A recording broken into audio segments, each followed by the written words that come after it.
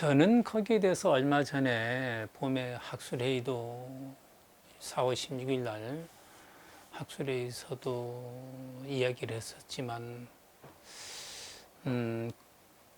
상당히 헌신적인, 대단히 헌신적인 정신이었다 이렇게 봅니다. 우선 헌신적인 불자로서, 스님으로서 헌신적인 생각이 아니면 그렇게 한 20년 동안 매달리기가 어려운 상황입니다. 다 중도에 포기하거나 뭐 이러면 그만두지, 그렇게 하기 어렵지 않습니까? 거기에 대해서 저도 많은 생각을 하다가 한 몇 달 전에는 이분이 어떤 헌신적인 생각을 갖고 있었다.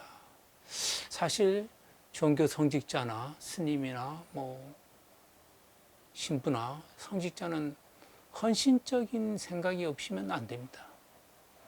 내가 헌신해야겠다. 일체 중생에게 헌신해야겠다. 또는 모든 데서 헌신하겠다고 한다면은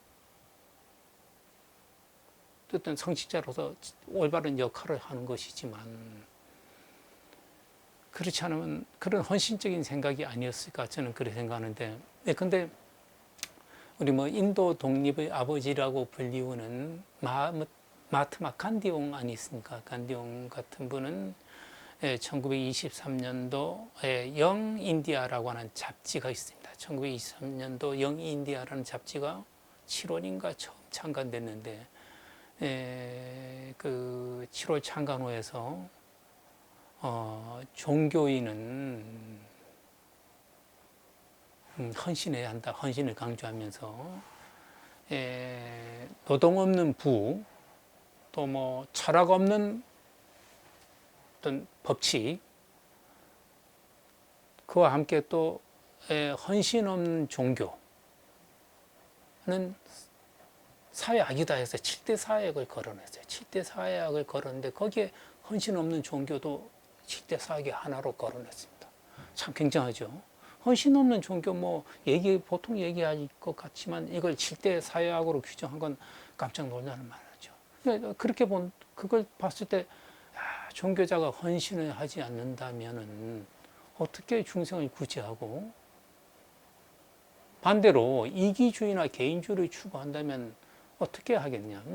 만화이찬스님도 이기주의나 개인주의를 추구했다면, 자기 자신만을 위했다면, 아니면 우리가 내성불교의 사상 가운데 자리 이탈을 주장하는데 자기 이익과 타인의 이익을 공동으로 주장했는데 거기에 이타행을 하지 않는다면 우리가 어떻게 하겠습니까? 소위 헌신 없는 종교라고 는 안 된다는 것은 이타행의 주장인데, 이타적인 삶을 살지 않는다면은 결국은 이기적인 삶을 살게 될 것이고, 물론 이런 것이 오늘날 물론 국제 글로벌 사회에서도 결국은 각국의 이기 때문에 싸우고 분쟁하지 않습니까? 우리나라 내부도 그렇지만 승가도 또 그럴 수가 있고, 이런 데에 대해서 만화이찬 스님께서는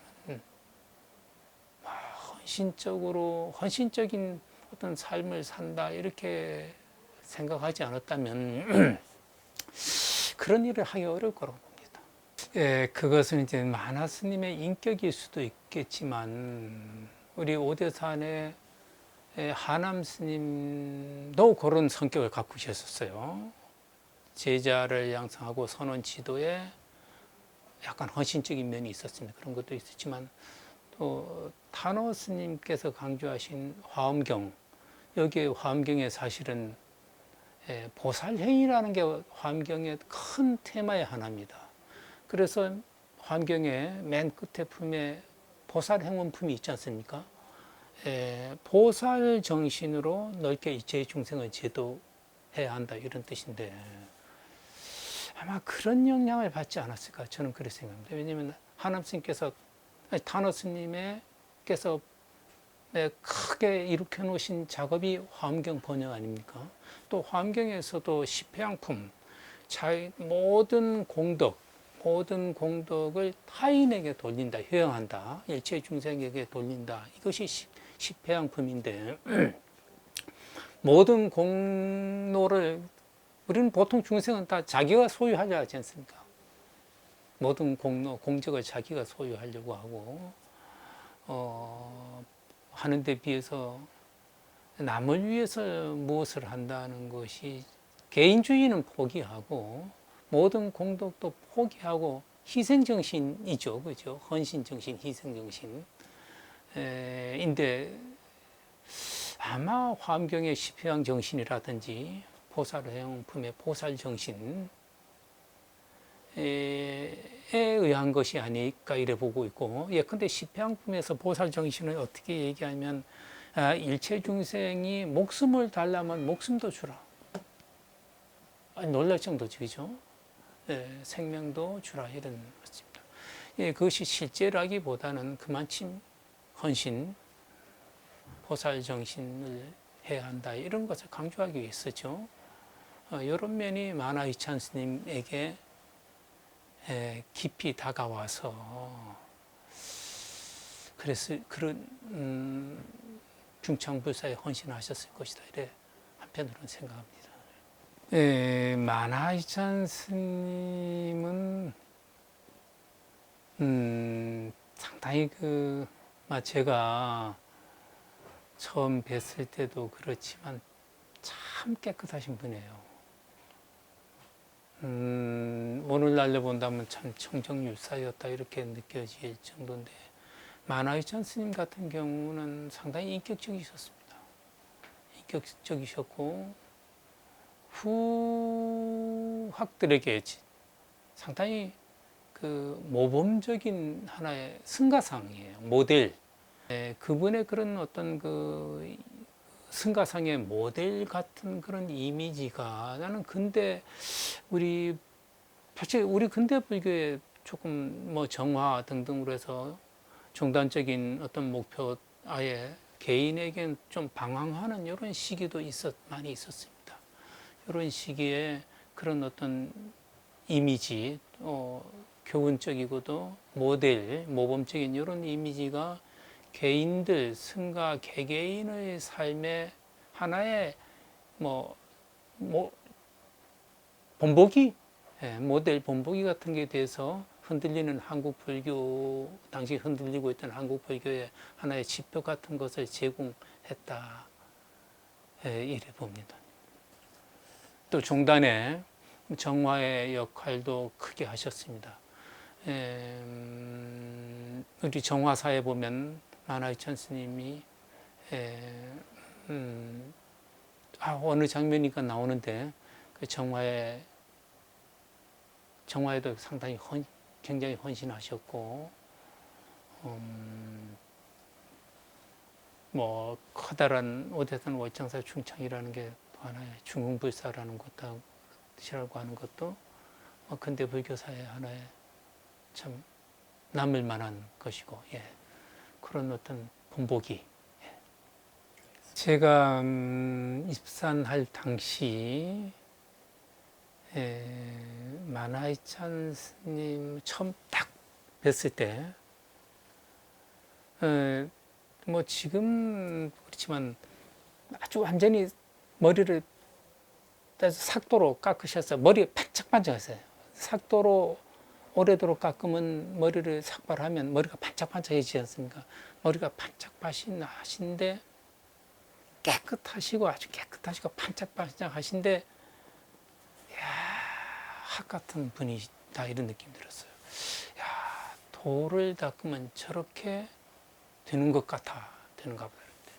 아주 참 대단히 참 도인 같아요.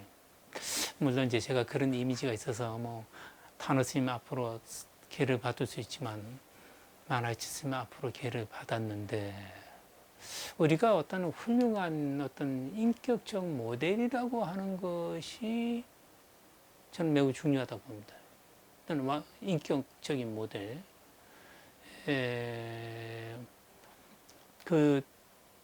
인격이라고 하는 것이 우리가 보기에는 어떻게 개념이 좀 모호할지 몰라도 나는 부처님을 가장 완벽한 인격자라고 봅니다.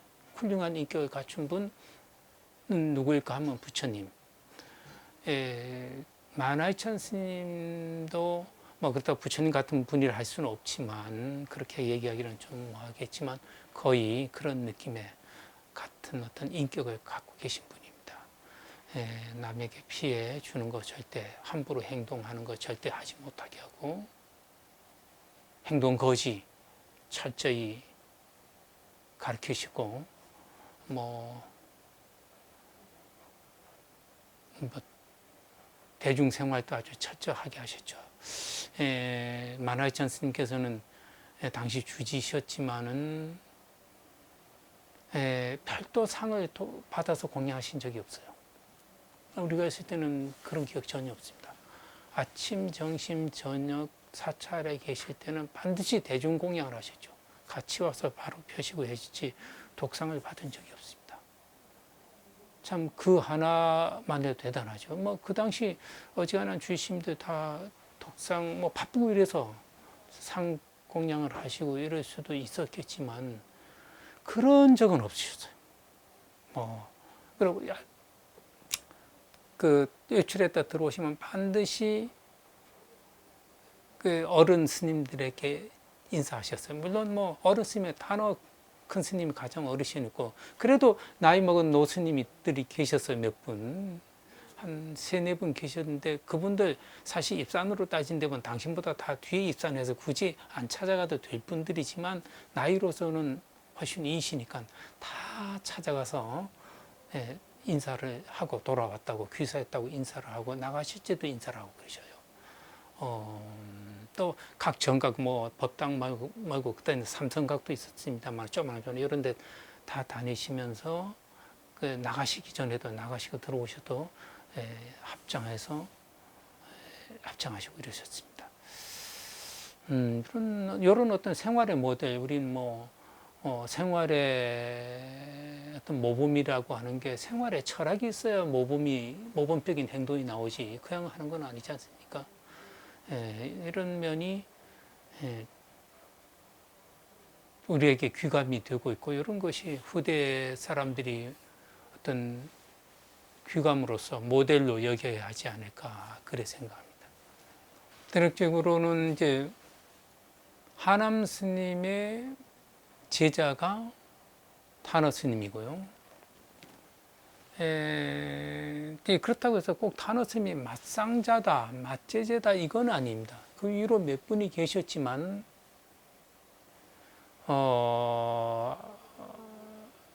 공부가 어느 정도 된 분들의 대체적으로 그 법을 전하지 않습니까? 이번에 중국 선종사에 본다면은 여러 제자가 있지만 누구의 법을 누가 이었다고 하고 쭉 주맥으로 내려오는 것은 그 중에서도 가장 훌륭해야 합니다. 제자 중에서도 가장 훌륭해야 그 계통을 잇는 것이지. 제자이긴 제자야. 제자이긴 제가 가르침도 받긴 받았어요. 하지만 어떤 역할을 하지 못하고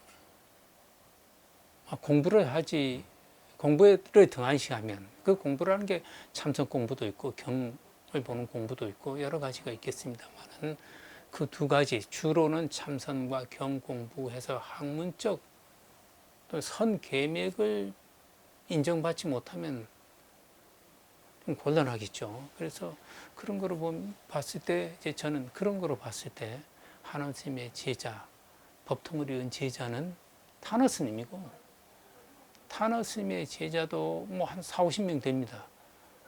그 중에 만화 희찬 스님은 상자는 아니에요.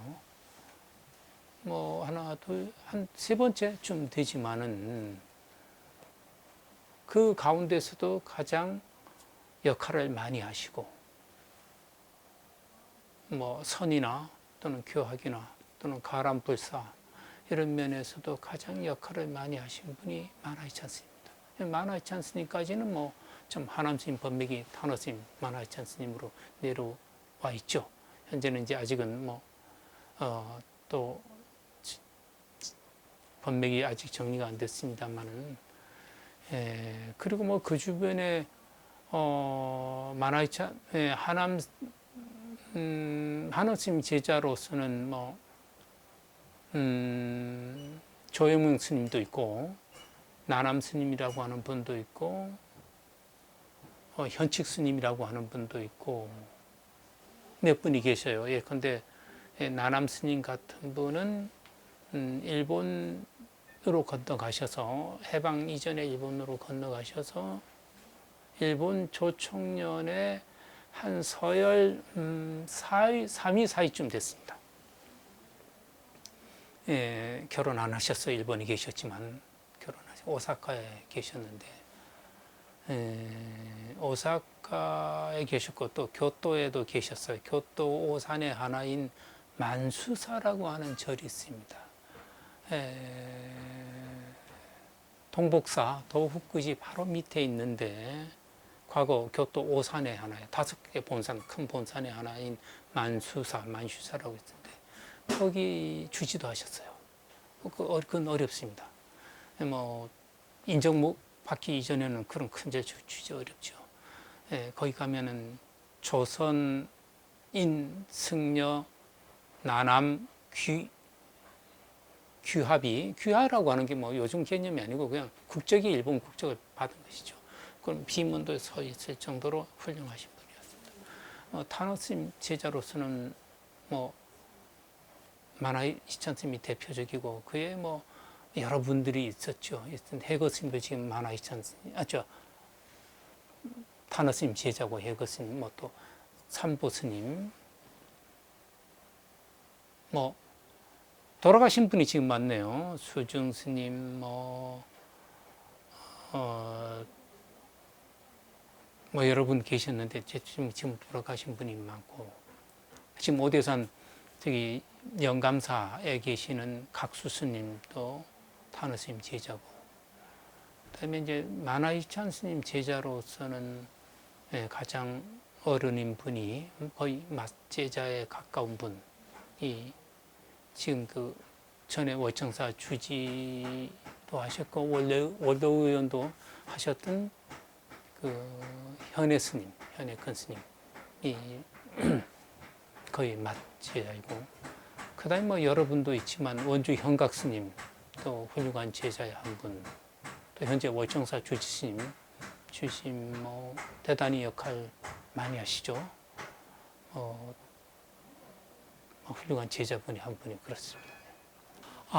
저는요, 제가 출가했을 때는 저는 이제 당시 탄호 스님도 월정사 방산골에 계셨고, 조실로 계셨고, 주지는 만화이찬 스님이셨어요. 그래서 뭐 저는 탄호 스님 앞으로 계를 받을까 이런 생각도 했는데, 저희 부친, 제가 입산할 적에 부친이 저를 월정사 데려다 줬거든요. 부친 손에 잡고 갔는데, 저희 부친과 만화이찬 스님과 생면부지는 아니고 좀 구면이셨어요, 조금. 그래서 저는 뭐 들어갈 때부터 당연히 만화이찬 스님 뭐 상자가 된다 이런 생각이 좀 있어서, 또 만화이찬 타노 스님은 아주 굉장히 엄격해 보이셨고, 만화이찬 스님은 아주 굉장히 부드러워 보이셨어요. 그래서 만화이찬 스님 상자가 됐는데, 저는 뭐 수계 순위로 본다면, 뭐 지금은 환속했지만 수계 순위로 본다면은 그 당시 한 10번째쯤 됐을 겁니다. 예. 제가 들어갈 때 65년도니까 만화이찬 스님께서 1922년생이셨거든요. 그러니까 43살 경이죠. 그렇죠. 예, 43살 무렵, 만화 스님께서 43살, 43세 무렵인데, 그때는 그리 안 보이고, 제가 그때 14살 겨울에 들어갔는데 그리 안 보이고, 한 35살쯤 이래 보였지만, 나중에 따져보니까 그때 43살이셨어요. 그때 타노 스님은 52세셨어요. 그렇죠. 예, 52세셨습니다. 타나 스님과 만화천 스님 사이는 9살 차이뿐이 안 납니다. 스승 제자가 아니지만 9살 뿐이 안 나죠. 네, 막 이제 시작하고 하기 위해서 전국 사찰을 다니시던데요. 전국 사찰. 잘 지어졌다고 하는 대웅전은 다 답사. 그리고 잘 지어졌다고 하는 한옥 건축 다 답사하셨는데, 여기 뭐 경복궁, 또 뭐 창경궁, 뭐 경희루 이런 데 다 다니셨어요. 지금 월정사 대웅전이 여기 창경궁 인정전, 그렇죠. 창경궁 인정전이 지금 현재 2층인데 그 한 층을 모델로 하셨을 거예요. 그건 좀 고증해 봐야겠지만 굉장히 이곳저곳 참 아마 한 2년 3년을 다니신 걸로, 한 2, 3년 다니셨습니다.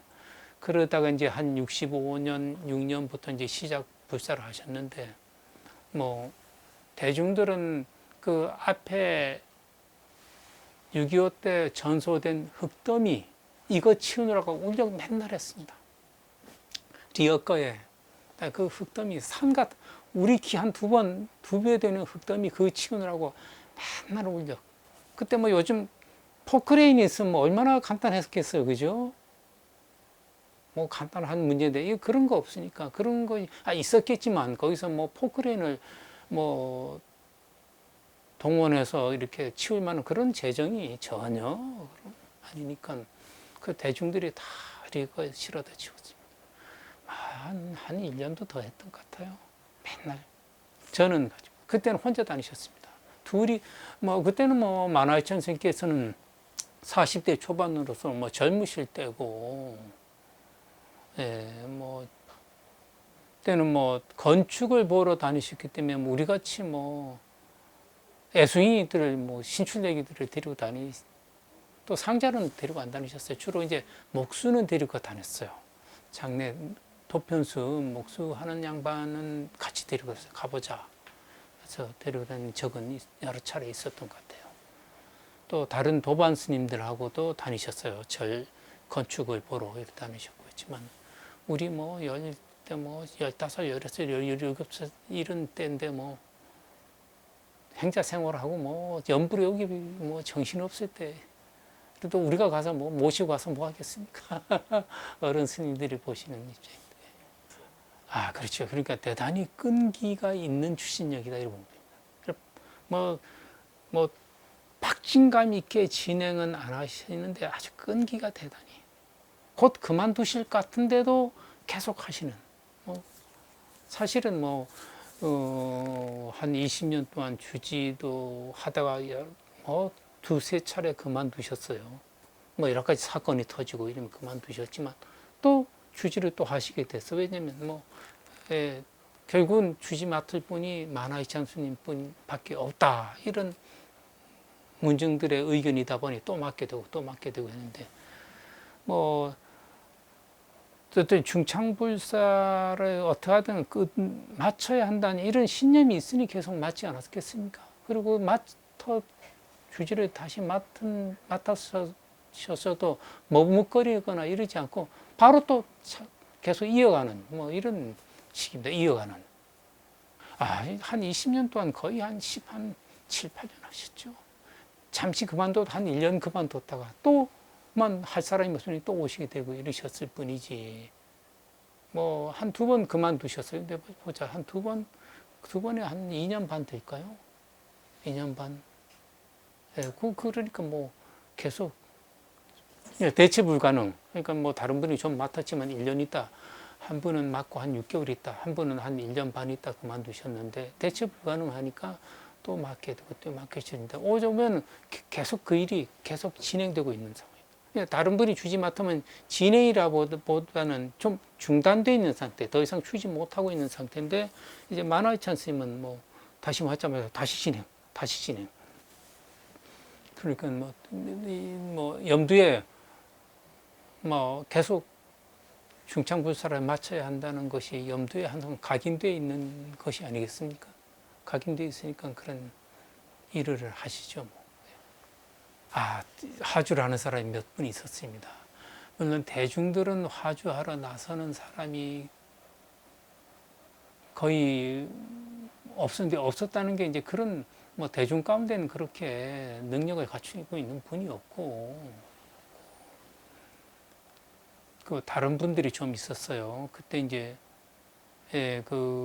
지금 육수암이라고 하는데 뇌목 스님이라고 하는 비구니 스님이 있었는데, 이분이 화주를 열심히 하셨어요. 화주를 열심히 전국적으로 하셨죠. 큰 화주는 안 하셔도 전국적으로 많이 활동하셨고, 또 여기저기 좀 있으셨지만, 그래도 아마 월정사, 오대산 월정사, 대웅전, 뭐 낙성불사, 그 외의 월정사는 아마 지금 과거 돌아가셨지만 한진 회장 조중훈 씨 공덕이 컸을 겁니다. 그분이 그 월정사 대웅전, 또 부처님 조성불사, 기타 종각불사에도 그분이 아주 적극적으로 하셨어요. 그분은 뭐 만화희찬 스님이라고 하면 뭐 전폭적으로 믿었던 분입니다. 전폭적으로. 그분이 사찰 여기저기 불사를 했지만 항상 그 토편수 뭐 들이나 또는 이런 기술자들에게 직접 송금 돈을 주지, 직접 돈은 직접 지불하는 이런 스타일이에요. 조중은. 근데 월정사만은 그러지 않고 다 만화 스님한테 맡기셨어요. 두 분은 굉장히 아주 신뢰가 대단했었습니다.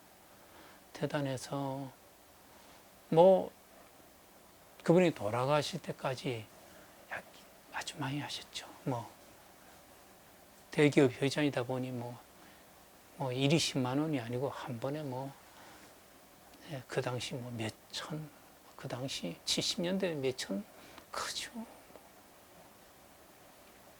아마 제 기억에 대웅전, 낙성, 불상조성, 범종각, 그까지는 아마 그분이 하셨을 거예요. 그 다음에 또 뭐 좀 하셨는지 잘 기억 못하지만. 그 정도 불사는 정말 일반 화주 갖고 쉽지 않죠. 물론 이제 만화희찬 스님 하면 환하고 오래도록 월정사 중창불사, 일반적인 용어로 말하면 재건불사의 헌신, 투신 하신 분인데, 워낙 그게 비중을 많이 차지하니까 만화희찬 스님 생애의 거의 90%가 월정사 중창에 매진하셨다, 이래 볼 수가 있는데, 워낙 거기에 매진하셨던 게 커서 사실은 이제, 그런데 다른 것은 월정사 중창불사라고 하는 커다란 어떤 그런 주제에 가려서 좀 노출이 안 되고 있는데, 인격적으로 참 훌륭하셔요. 제가 아까도 말씀드렸지만 인격적으로는 참 훌륭하신 분입니다. 마음이 너그러우시고 그 대중들을 모두 다 포용하고, 은사 스님도 아주 잘 모십니다. 은사가 탄어 스님이 은사신데 주지를 하셨지만 매사 매건을 은사인 탄어 스님한테 보고 상의하는 이런 입장입니다. 어렵죠. 탄어 스님께서는 그런 거 싫어하셔요. 행정이고 이거 보고도 안 해도 좋을 정도로 싫어하시는데, 매일 보고 하는 것에 때로는 좀 귀찮게도 여기셨어요. 짜증도 내셨어요. 그런데 신경 쓰고 싶지 않으셨던 거죠. 화엄경 번역, 출간 여기에 전력하셨어요. 탄어 스님은 여기에 전력하시는 바람에 매번 큰 어떤 일이든 거의 올라오셔서, 방상불에 올라오셔서 보고 말씀하시고, 깍듯이 아주 대단히 은사 스님을 깍듯이 정성스럽게 모셔요. 제가 이제 방산굴에서 타너 스님 모시고 있을 때 19살 때인데 이제 타너 스님 공양 준비를 시자가 다 하거든요. 일반 대중 공양에서 몇 가지 반찬을 더 만들어야 돼요. 근데 뭐 만들어야 하는데 그 타너 노스님 공양 반찬 공양 준비에는 조금도 아끼지 않으셨어요. 마음대로 원주실에 들어가도록 했어요. 그 시자는 타너 스님 공양을 위해서 마음대로 창고 출입을 하도록 돼 있어요. 마음대로. 누가 절대 제지 못해요. 이거 딱 정해놓았습니다. 그랬으니 뭐 하고 또 공양도 다 공양이 다 이루어지면 맞이 부처님께 올리는 공양 다음에 타너 스님 공양을 떠요. 그리고 딱 그것도 또 그렇게 하도록 해놨지. 뭐 극진이 은사 스님의 극진이 무엇이죠? 이런 어느 날은 이제 참 우리 불가 우리 승가에도 좀 그런 것은 좀 미약한데 은사 스님 모시는 것이 좀 옛날보다 못하죠. 못한데 이런 것들 또 그분의 그런 거의 율사에 가까운 이런 언행, 사람은 인격이라는 게 언행에서 나오지 않습니까? 인격은 언행이죠. 어떻게 언행하느냐에 따라서 인격을 볼 수가 있지 않습니까? 대단히 공부를 많이 해도 인격이 안 갖춰지는 분이 더러 있습니다. 근데 마나이찬 스님의 경우에는 참 언행이 단정하시고 인격이 훌륭하시고 해서 그런 후대 사람들에게 모델 인간상, 뭐 후대 사람들에게 하나의 모델 인간상이 되고 있다. 저는 뭐 사실 이런 것이 부각되는 게 좋겠다. 뭐 그런 두 가지 참 훌륭하셨어요. 뭐 우리 사람에게 후대인들에게 타너 스님은 항상 인재 양성을 주장하셨죠. 법당을 아무리 많이 지어도 훌륭한 인물이 나야 한다. 그래 한국 불교가 발전한다. 이래서 인재 양성을 주장하셨는데 그런 그 인재라고 하는 것도 하나의 인격을 갖춰진 데서 인재가 형성되고 인격이 갖춰져야 훌륭한 인재가 되는 것이지 인격을 안 갖춰진 훌륭한 인재라는 건 있을 수 없는 것입니다. 인격이 안 갖춰진 훌륭한 인재는 포악해지죠. 한 단체를 망가뜨리고 국가를 망가뜨리지 않습니까? 폭군들. 이런 폭군들은 역사적으로 폭군은 인격 미비로 인해서 폭군이 발생하는 거죠. 인격이 갖춰지면 폭군이 있을 수가 없죠. 그런 것을 보면은 뭐 마나이찬 스님 인격 참 하나의 승가상의 모델, 인간상의 모델이라고 생각이 돼요. 이래 보면은 참. 그래, 그림이, 지금도 이제 그림이 이래 그려져요. 근데 뭐 이런 것은 뭐 하남 스님 또 그런 스타일이셔요. 제가 뵙지는 못해도 이 글을 통해서 이래 본다면 하남 스님의 전모를 이래 느낄 수가 있어요. 마치 하남 스님을 뵌 것처럼, 친견한 것처럼 느낄 수가 있어요. 또 그런 것이 타너 스님께로 이어지고 또 그 제자인 마나이찬 스님께로 이어지고 있다는 것. 이런 것이 우리 불교도들, 승가에는 하나의 커다란 귀감으로 작용하게 되고, 이런 것이 앞으로 우리 불교에 좀 조명되고 높이 평가됐으면 좋겠다.